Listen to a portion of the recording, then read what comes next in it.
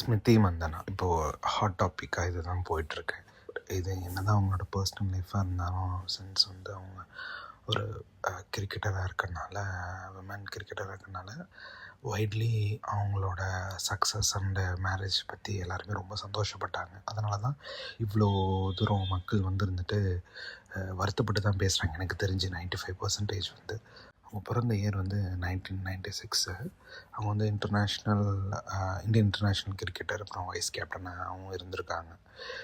அதுக்கப்புறம் she is part of the Indian team that won the 2025 women's cricket club. இது என்னென்னு பார்த்தீங்கன்னா, அவங்களோட லாங் டைம் ஃப்ரெண்டு அவர் தான் வந்துட்டு அவங்க லவ் பண்ணி மேரேஜ் பண்ணுறதுக்காக வெட்டிங் பிளான் பண்ணாங்க. அவரோட நேம் பார்த்திங்கன்னா பாலிஷ். இதில் like long time boy friend, அப்புறம் மியூசிக் கம்போசர், அப்புறம் ஃபிலிம் மேக்கர்னு சொல்லிட்டு அவங்களுக்கும் நிறையா வெஞ்சர்ஸ் இருக்குது. அதில் அவங்க பர்சிவ் பண்ணுறாங்க அந்த பாய் ஃப்ரெண்டும்.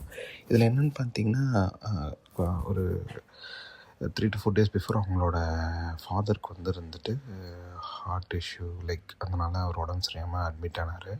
அதே மாதிரி 1 or 2 days பிஃபோர் வந்து இருந்துட்டு அவங்க பாய் ஃப்ரெண்டுக்கும், அதாவது மீன்ஸ் ஹர் அவருக்கும் வந்து இருந்துட்டு ஹாஸ்பிட்டலைஸ் ஆகிருக்காங்க அப்படின்ற மாதிரி சொன்னாங்க. ஸோ வெட்டிங் வந்து இருந்துட்டு கால் ஆஃப் ஆக போகுதுன்ற மாதிரி தான் இருந்துச்சு.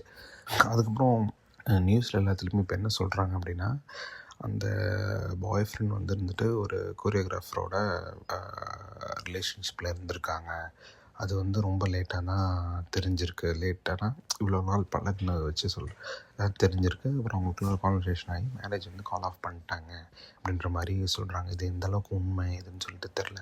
அதேமாதிரி அவங்களோட இன்ஸ்டாகிராம் ஹேண்டில்லையும் நம்ம பார்த்தோன்னா எதுவும் அஃபிஷியலாக எந்த இன்ஃபர்மேஷனுமே சொல்லலை. அதேமாரி அந்த பாய் ஃப்ரெண்டோட இருக்கிற ஃபோட்டோஸுமே இருக்குது.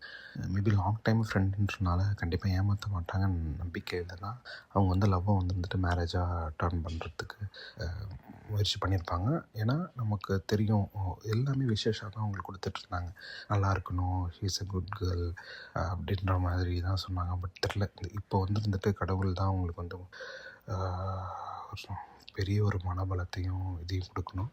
வேறு எந்த ஒரு ரிவ்யூவர்ஸாக இருக்கட்டும், நியூஸ் சேனலாக இருக்கட்டும், அவங்கள சங்கடப்படுத்தாதீங்க. ஏற்கனவே அவங்க வீட்டில் அவங்க அப்பாவுக்கு உடம்பு சரியில்லை, இப்போ இப்படி ஒரு ஹார்ட் பிரேக் ஆகிருக்கு. மோர் பவர் டு ஹர். தேங்க்யூ.